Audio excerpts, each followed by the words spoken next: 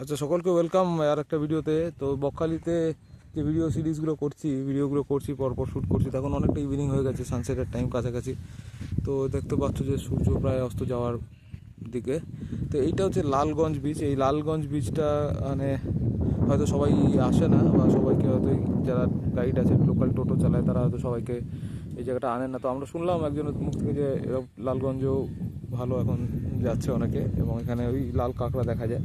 তো হয়তো অনেকে আসে, হয়তো আসে না, আমি ঠিক জানি না। বাট এখানে লাল কাঁকড়া সেরকম দেখা যাচ্ছে না, ছোটো ছোটো ছোটো ছোটো কাঁকড়া এরকম নিতে যাচ্ছে।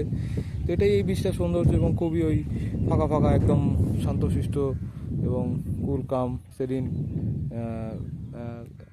অ্যাটমসফিয়ার।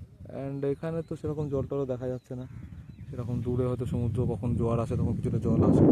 তো এই জায়গাটাকে লালগঞ্জ বলে। এই লালগঞ্জ, এবার আমরা ফ্রেজারগঞ্জ যাবো। মানে আমরা ওই প্রথম হেনরিজ আইল্যান্ডটা দেখেছিলাম, হেনরিজ আইল্যান্ড দেখে এবার লালগঞ্জের বিচে এসেছি। তো লালগঞ্জ বিচে বাস 2-4 মিনিট থাকবো, থেকে আস্তে আস্তে উপর দিকে উঠে যাবো। তো এখানে যদি অনেক টাইম নিয়ে কেউ আসে, তাহলে অনেকক্ষণ ধরে হাঁটতে পারে, অনেকক্ষণ ধরে ঘুরতে পারে। বাট ওই পায়ের মধ্যে হয়তো লাল কাঁকড়াগুলো হয়তো খালি পা হাঁটলে কামড়াতে পারে বা কিছু maybe. But apart from that খুব সুন্দর। এবং টাইমটা হচ্ছে কি ব্যাপার, যদি কেউ অনেক টাইম নিয়ে এসে ঘুরতে চায় তো ঘুরতেও পারে, আদারওয়াইজ একবার এক ঝলক ঘুরে যাওয়া বাকি স্পটগুলোর মতন। এটা তো হেনরিজ আইল্যান্ড তো খুবই সুন্দর, এটা একটু অন্যরকম, খুবই ফাঁকা ফাঁকা। এবং এই ভিডিওটা এখানেই এন্ড করছি, এবং নেক্সট যে স্পটে যাবো সেখানে গিয়ে একটা ভিডিও করবো। ওকে, চলো everyone, bye bye, take care, thank you.